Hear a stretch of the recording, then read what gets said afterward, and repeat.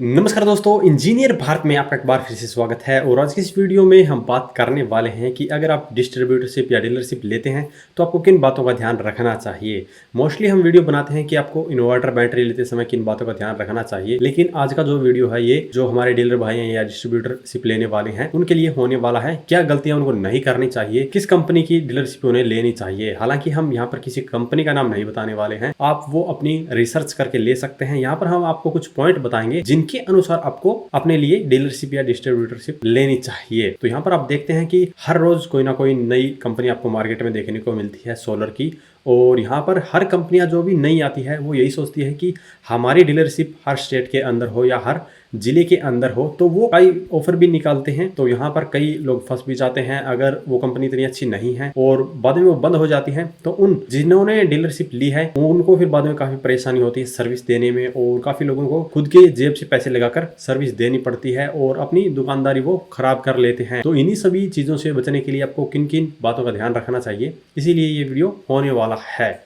तो यहाँ पर हम सबसे पहले बात करेंगे सर्विस की, जो कि हर कंपनी देने की बात करती है लेकिन जो अपना वादा है वो पूरा नहीं कर पाती है। इसका सबसे बड़ा कारण है कि मार्केट में काफ़ी कंपनियां ऐसी है जो अपने प्रोडक्ट खुद मैन्युफैक्चर नहीं करती है, इसीलिए प्रोडक्ट के ऊपर उनका क्वालिटी कंट्रोल नहीं रहता है और जो प्रोडक्ट में खराबी आती है तो उन्हें सर्विस देने में भी काफ़ी दिक्कत आती है। तो यहाँ पर आपको ऐसी कंपनी की डीलरशिप लेनी चाहिए जो अपने प्रोडक्ट खुद मैन्युफैक्चर करती है। तो वहाँ पर वो अपनी क्वालिटी को बेहतर बना के रखते हैं ताकि उनके प्रोडक्ट में कोई दिक्कत ना आए और उन्हें ज़्यादा सर्विस का झंझट भी ना रखना पड़े।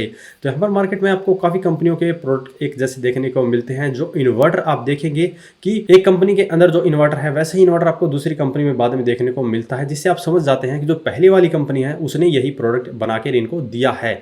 तो काफ़ी कंपनियाँ ऐसा ही करती हैं, वो दूसरी कंपनियों से प्रोडक्ट बनवाती हैं और अपना नाम लगाकर बेच देती हैं। तो ऐसी कंपनियों से आपको बचना चाहिए। यहाँ पर आपको 2-4 वीडियो यूट्यूब पर देखकर अपनी डीलरशिप या डिस्ट्रीब्यूटरशिप नहीं लेनी चाहिए। यहाँ पर आपको खुद रिसर्च करनी चाहिए। आपके नियर बाई में जो भी बंदे हैं उनसे आप बात कर सकते हैं, या जिन्होंने उनका प्रोडक्ट लिया है उनसे भी आप पूछ सकते हैं कि उनका प्रोडक्ट कैसा है। उसके बाद में ही आप उस कंपनी की डीलरशिप के बारे में सोचें।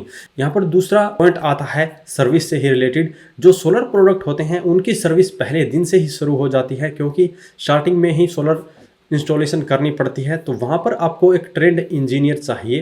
तो अगर आपके लोकल एरिया के अंदर आपको ट्रेंड इंजीनियर कंपनी प्रोवाइड करवा देती है तो वो सबसे बेस्ट रहता है, क्योंकि आपके एरिया में अगर कोई भी सर्विस की दिक्कत आती है तो उसे पता होता है पूरा एरिया का और वो बड़े ही आराम से सर्विस कर सकता है।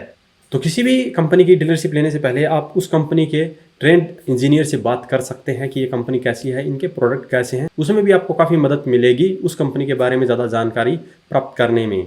यहाँ पर तीसरा पॉइंट आता है उनके लिए जो सोचते हैं कि बड़ी कंपनियां जो हैं उनके प्रोडक्ट हमेशा बेहतर होते हैं। ऐसा नहीं होता है। आपने टाटा नैनो का नाम सुना होगा, जो कि टाटा कंपनी की थी, कितनी बड़ी कंपनी है। इसी कंपनी की ये गाड़ी आई और चली भी गई। तो इसी तरह आप ये ना सोचें कि किसी बड़ी ब्रांड की अगर आप डीलरशिप लेते हैं तो उसके प्रोडक्ट बेहतर मिलेंगे।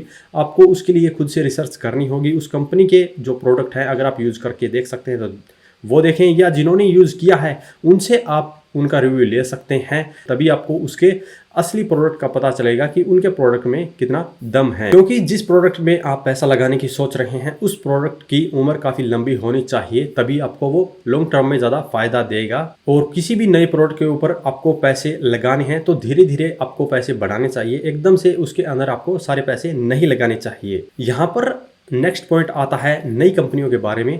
नई कंपनियां जो आती है अगर वो अपने प्रोडक्ट को मार्केट में जितने भी प्रोडक्ट हैं उनसे कम दाम में बेचते हैं तो आपको समझ जाना चाहिए कि वो कंपनी जितनी जल्दी आई है उतनी ही जल्दी वापस चली जाएगी। क्योंकि यहाँ पर टिकने के लिए आपको एक अच्छी क्वालिटी का और एक सही रेट के ऊपर प्रोडक्ट बेचना होता है, तभी मार्केट के अंदर आप टिक सकते हैं। क्योंकि मार्केट में ऑलरेडी इतना कंपटीशन है। तो अगर आप कम प्राइस पे अपने प्रोडक्ट को बेचेंगे तो ज़्यादा दिन वो नहीं चल सकता है। क्योंकि जो सभी प्रोडक्ट के दाम कम किए जाते हैं वो ग्राहक को आकर्षक करने के लिए ही किए जाते हैं कि उन्हें प्रोडक्ट सेल करते हैं और बाद में जो होगा वो देखा जाएगा। तो ऐसे में वो कंपनियां बंद हो जाती हैं, फिर वहां पर कस्टमर को ज़्यादा दिक्कत होती है और जिसने डीलरशिप ली है उसको और भी ज़्यादा दिक्कत होती है, क्योंकि बाद में सर्विस उसी को देनी पड़ती है। तो ऐसे आपको ऐसी कंपनियों से बचना चाहिए। यहाँ पे नेक्स्ट पॉइंट आता है इन्वेस्टमेंट करने वालों के लिए जो कि ज़्यादा बड़ी इन्वेस्टमेंट करने की सोचते हैं। तो यहाँ पर हमें पता है कि पहले पैसे लगाकर ही हम पैसे कमा सकते हैं,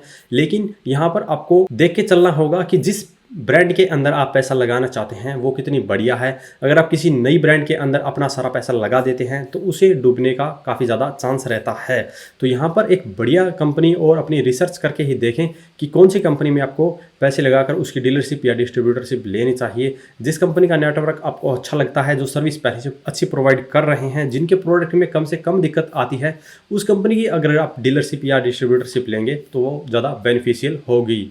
तो आज की इस वीडियो में इतना ही। उम्मीद है आपको इससे रिलेटेड काफ़ी आपके सवालों के जवाब मिल गए होंगे। अगर इसके बारे में अभी भी आपका कोई सवाल रह जाता है तो वीडियो कमेंट बॉक्स में कमेंट करके पूछ सकते हैं।